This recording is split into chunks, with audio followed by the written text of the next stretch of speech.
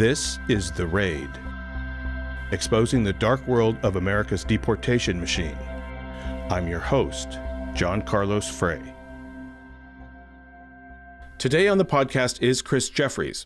He's a freelance writer, journalist, and editor, and currently the editor-in-chief of HR News, a digital publication covering a wide range of topics, including politics, social justice, and technology, among others. I recently came across an article published by HR News about ICE and federal agents accessing Ring camera data for immigration-related operations. Welcome to the podcast, Chris. Thank you for coming on. You know why I wanted to talk to you, which was about this whole technology, this data mining technology. Now we have Ring cameras, people's Ring cameras that are being co-opted by ICE and federal agents. And I read that article, and that's why I reached out to you. So I wanted to see if just from your research, from what you've been posting about that, I'd love to hear what you have to say. Yeah, and this has been a long time coming for the surveillance state that has been sort of brewing for a long time. We subcontract a lot of our surveillance out to these kind of non-government agencies. Now we have Palantir. It's the contractor that does the most massive surveillance, and they have data points on every American. And this has been a long time coming. And now what we had recently was the introduction of flock cameras. And these are becoming pervasive all around the United States in order to, under the guise of safety. We want to make sure that everybody is safe and that everything is monitored. The idea that if everything is monitored, then we're all somehow safer. We're trading a little bit of security for freedom in this case. But what we see is something actually a lot more pernicious. These cameras will go up and the data feeds into a database. Now, the database then gets pooled into even a larger database at the national level, meaning that federal agents, all the way down to local police, have access to these particular technologies. And that means we're talking about a dragnet, a sweeping, non-distinctive mass collection of information, which being, first of all, us on camera, our faces, the facial recognition, and then beyond that, pinning that face behind a person that has an identity and an address and stuff like this. And this, regardless, John, this is the future, whether we like it or not, and we can fight it as much as we want to. But in my opinion, I think this is something that's going to be an eventuality. Now, the only question is, do you have a federal government that's left-wing in the sense that it's doing what's right for the common people, for the greater good?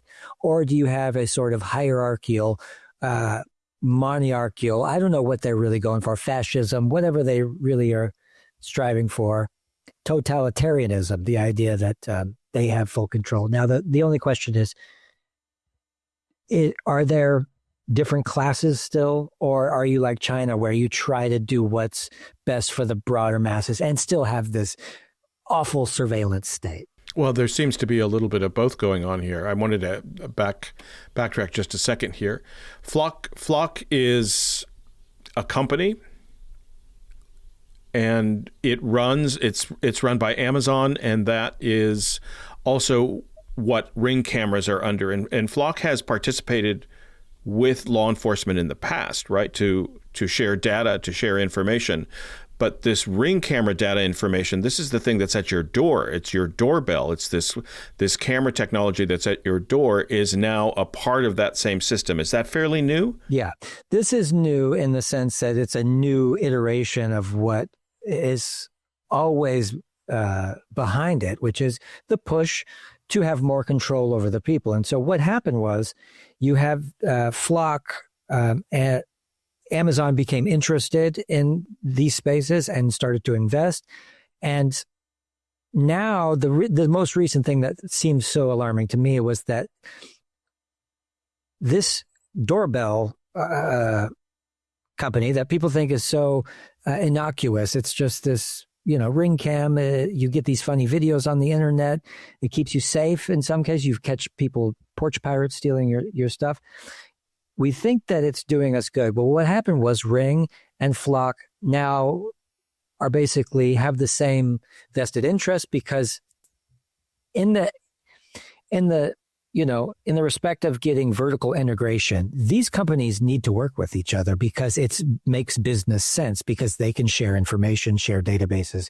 They also are both camera companies, camera surveillance data companies. So naturally, they announced a partnership in 2025 integrating Ring's community request features directly into Flock's law enforcement platforms, Flock OS and Flock Nova. Now, this is allowing police departments to request Ring camera footage through the Ring Neighbors app. So it's going to be the latest iteration, but it's not going to be the last iteration of these companies coming forward and trying everything they can to sell us security in exchange for freedom. And now what we've seen is what's happening with ICE is we have ICE agents that are taking personal vendettas out on people and using the database to go and find people and seek them out, ex-girlfriends, things like this, with no accountability.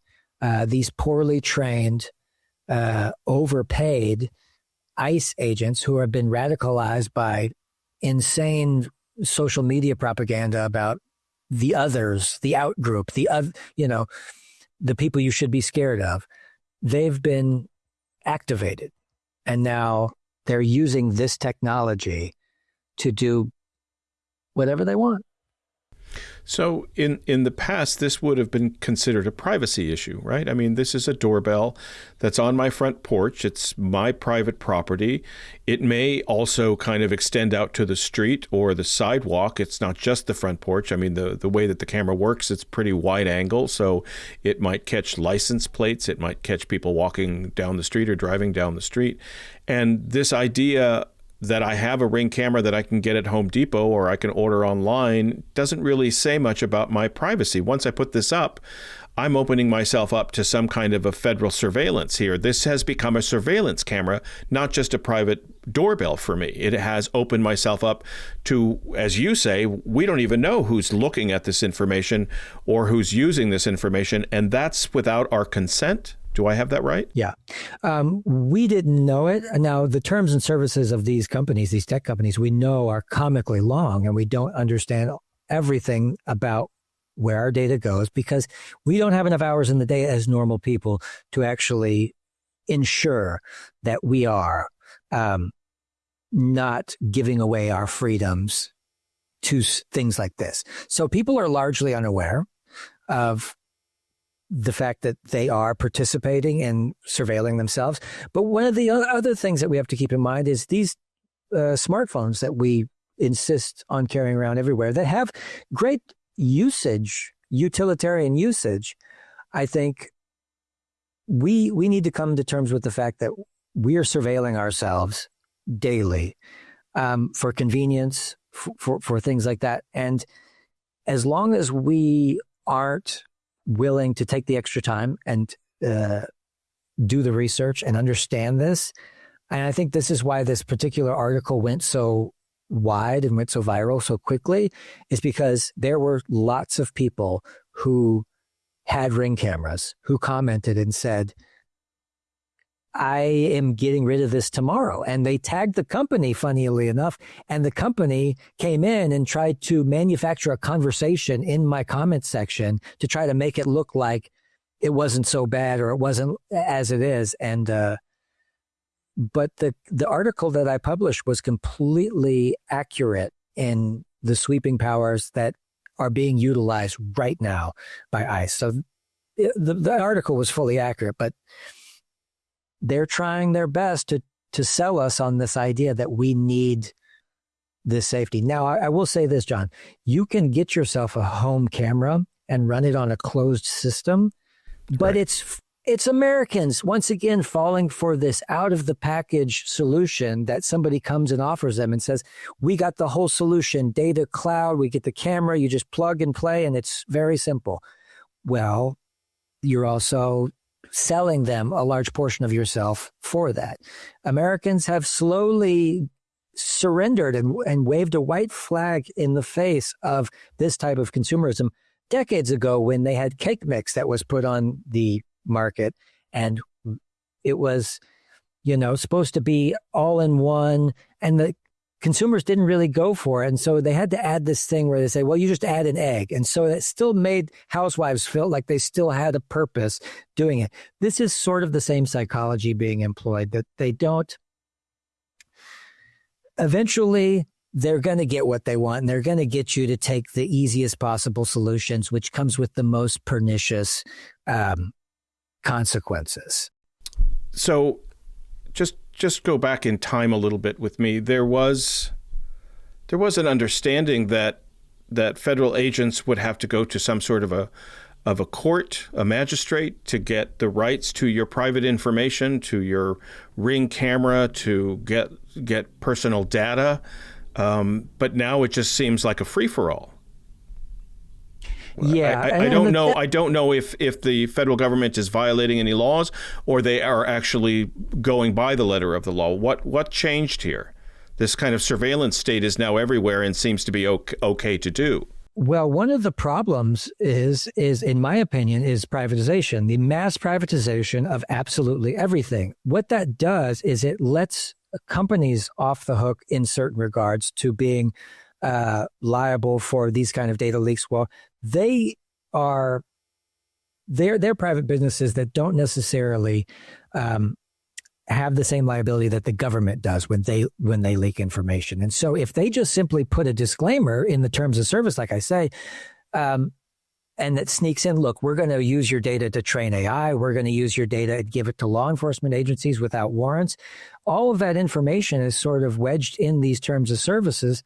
And because these tech companies do a very good job of protecting themselves first and foremost. And we already have, I don't know if you knew this, but we already have Facebook and these type of companies who are giving up this information before all of this ICE stuff broke out, that they had been working with law enforcement hand in glove without any real oversight. This is just sort of a slow moving thing. It's not as if something changed dramatically in the last few years. What we've seen is the slow disintegration of our civil liberties through these surveillance mechanisms. And I know Shoshana Zuboff wrote a really good book called Surveillance Capitalism, which covers a lot of the early 2000s, late teens, and sort of that would have predicted, and it would have been prescient to what we're seeing now, which is, like I said, the company that advertises contracts with 6,000 police departments nationwide, providing AI-assisted video surveillance and automated license plate reader systems. So they are going to be able to take your Ring camera footage, and if there's a license plate back there, it'll go into a database. AI will find it, will find the pattern, because that's what it's good at. Will sift through the data and be able to catch whoever they perceive to be criminals, which will be a very,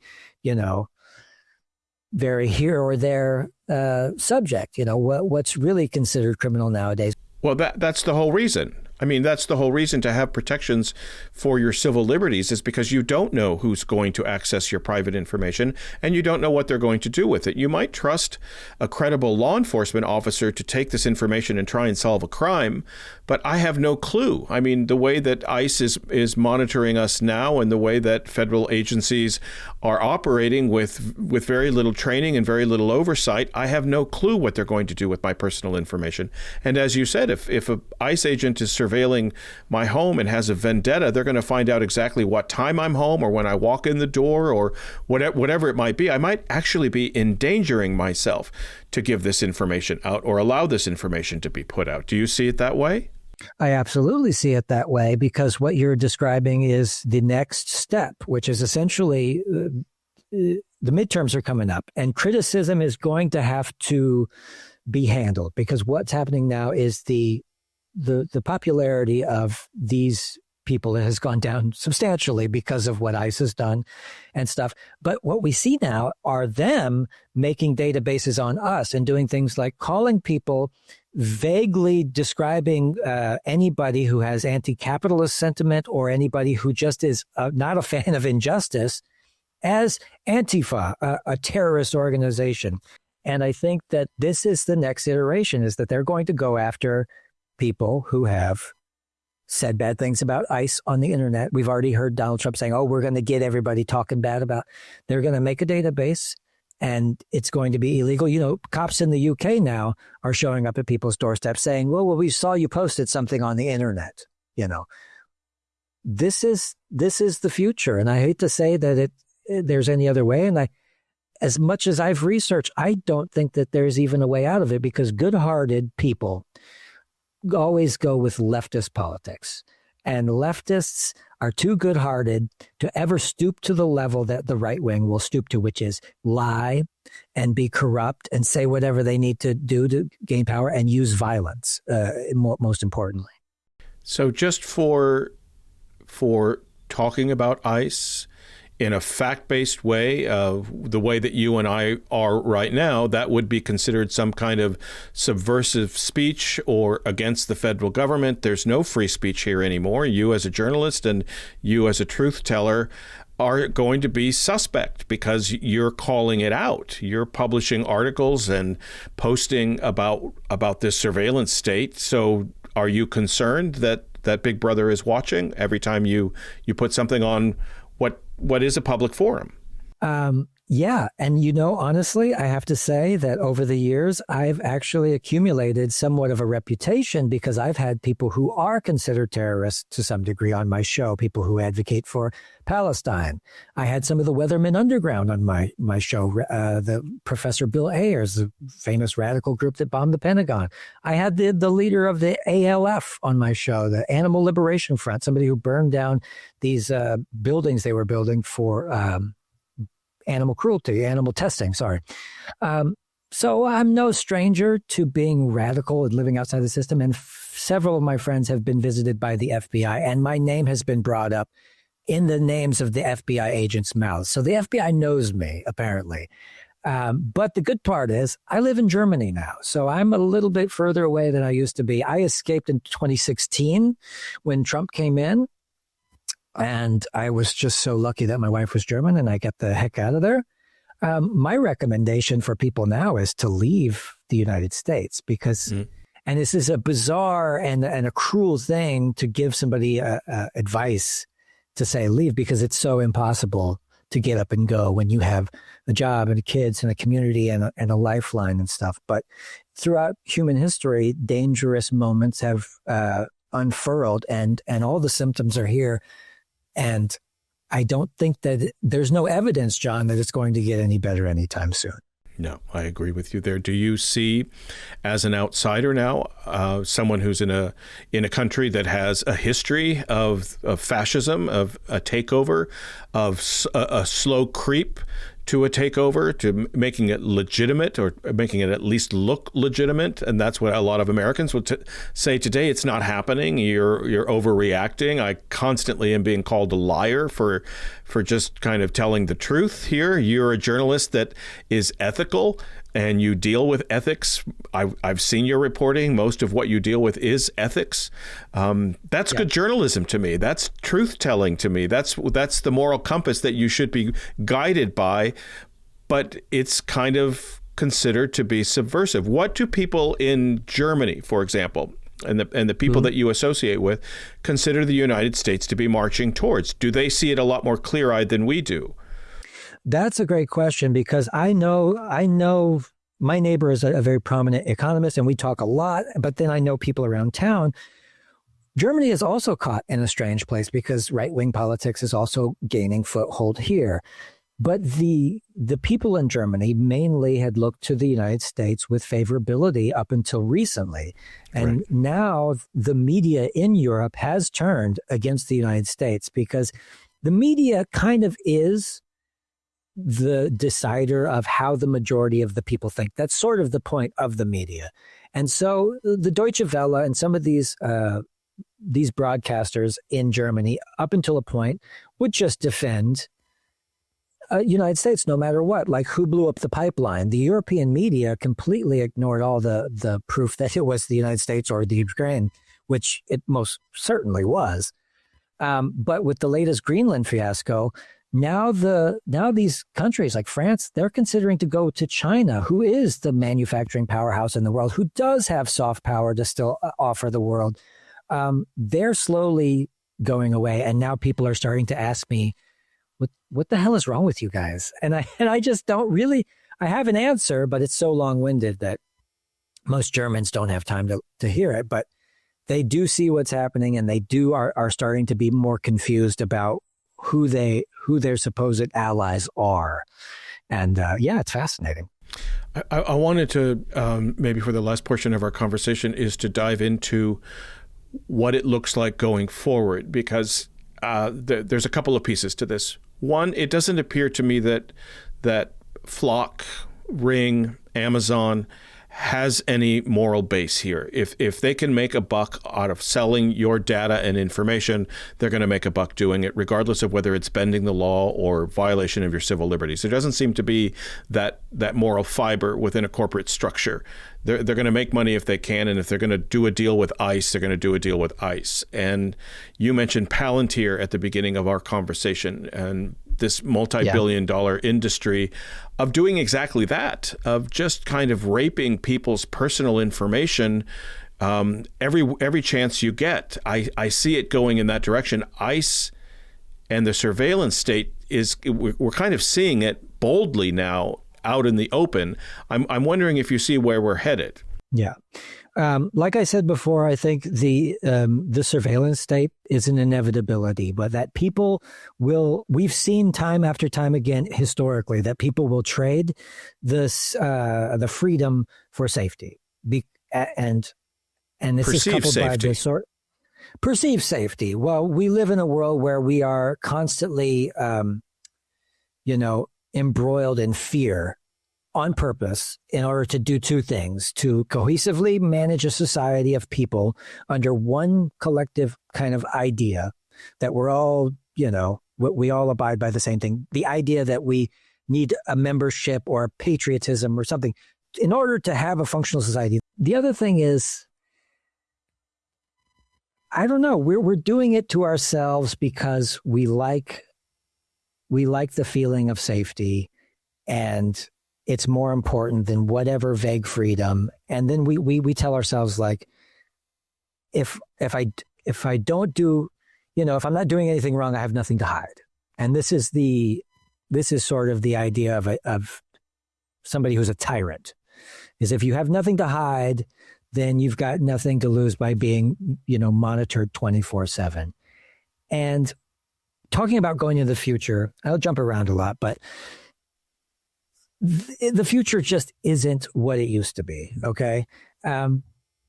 It seems as though if we don't change the economic dogma that we have about the way we live, then things will become dystopian very quickly, because Palantir CEOs have even said themselves that communists are, he said this, the CEO said, somebody said, we want to blow up communists. And the CEO said in a tweet, what do you think we made Palantir for? So the point is, if we don't get rid of the classes and get rid of, help the homeless, help the poor, help the middle class, and even out the inequities in our society, then this technology will be bad. Okay. But if we don't reverse this and learn how to change this, then it will be undoubtedly dystopian what this surveillance system will mean. I think it's inevitable, the surveillance state, thanks to technology, because if we don't surveil ourselves, somebody else will, and the cameras are just too pervasive and cheap. And the question is, what kind of surveillance state do we want? Do we want one that's controlled by a malicious government that's out to get us and has no oversight, no accountability, which is what we have now? Or do we want to make it so it's for the greater good of everyone and make sure that there's human rights and that there's a reasonable amount of privacy and that we still have a functioning society with people who are willing to work with each other, which I don't have much faith in humanity nor the Western empire or whatever. I think it's all slowly circling the drain in a failed experiment where evolution took a wrong turn at Albuquerque and we're just playing out the rest of the song. It's probably a dim view of the future, but probably a very realistic and sober view of the future at the same time. I certainly don't think that there's reform under this regime, under the Trump administration. It feels like this surveillance state isn't necessarily for security, it's more for control. I read that with face recognition technology and the surveillance technology that's available today, that they were able to identify everybody who was protesting in the streets of Minneapolis when the raids were happening in that state. They know everybody who was out on the streets. People were covered with caps and scarves and, but they know through face recognition technology who everybody is. They'll know who you are if you're at the airport because everybody's going to be ID'd with cameras if you walk into an airport.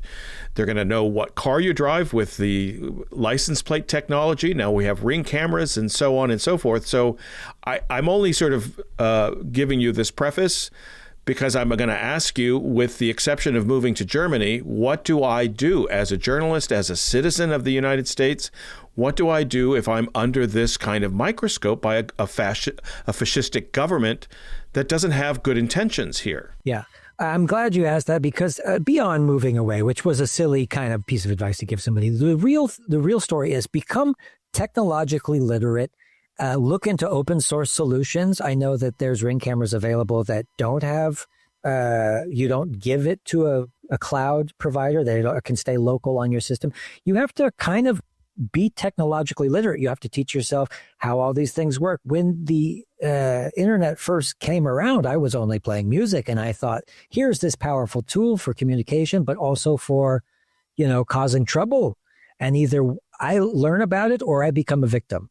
And that's sort of, I think, what you guys need to take away from like some of these articles that I've been writing about Flock and Ring is that you can still have the safety and security that you're looking for with these products without giving away all your data to people who are going to turn around and arrest your neighbors. Well said. That there are things available to you in that regard, but you do have to take extra time. If you don't want to use Google because Google is evil and they're helping fuel a genocide in Gaza, use Brave. It's built on Chromium, which is open source, but Brave, it has a built-in ad blocker. So if you're on YouTube, you never see an ad. And I just listen to hours of music without them pummeling me with stuff I'll never buy in a million years. There are lots and lots of options out there. I will continue to report on them and tell if people want to get in touch with me. I'd be happy to tell you alternatives to everything that you have that could be done better with non-corporate things. And I think that's the other point, John, is corporations are behind this and capitalism is behind this, and the unfettered, for-profit, greedy companies that what I was going to mention earlier is planned obsolescence to making things to break too, where we really got to rein these guys in. And that's one of the other ways that you can get involved. If you don't like being spied on, become staunchly critical of the type of capitalism that we currently have, because neoliberal capitalism is no longer delivering on its promises to ordinary people. This is a Elon Musk, Palantir type billionaire class that will eat away at the tenets of democracy for profit. That's definitely what we're seeing here today. And I do encourage people to watch you and to listen to you, Chris, and to log on to your YouTube channel and HR News, because you do journalism that most people don't. And I think that on some level it might offend people, it might scare people, but it's truthful. So I don't think that we're getting that kind of news, especially from corporate media here in the United States. It's very difficult to kind of break out of what is a press release from the president, or what we get kind of in gobs and in large doses of the kind of news that we get here. Yeah, and stay cynical on your own, because otherwise you will always take what a well-meaning, limp-wristed corporate liberal station will tell you, like CNN. They've all dropped the ball and revealed themselves as inadequate and being objective and non-biased. And the only bias I really have is me. I'm very critical of humans in general. So You won't find me writing a bad article about an animal. That's probably true. Well, hard to do that one. Yeah, for sure. I really do appreciate your time. Thank you so much, Jeff. Yeah. Thank you for listening to The Raid, available wherever you get your podcasts. For more information about our guests and the subjects we cover, please visit our website at theraidpodcast.org.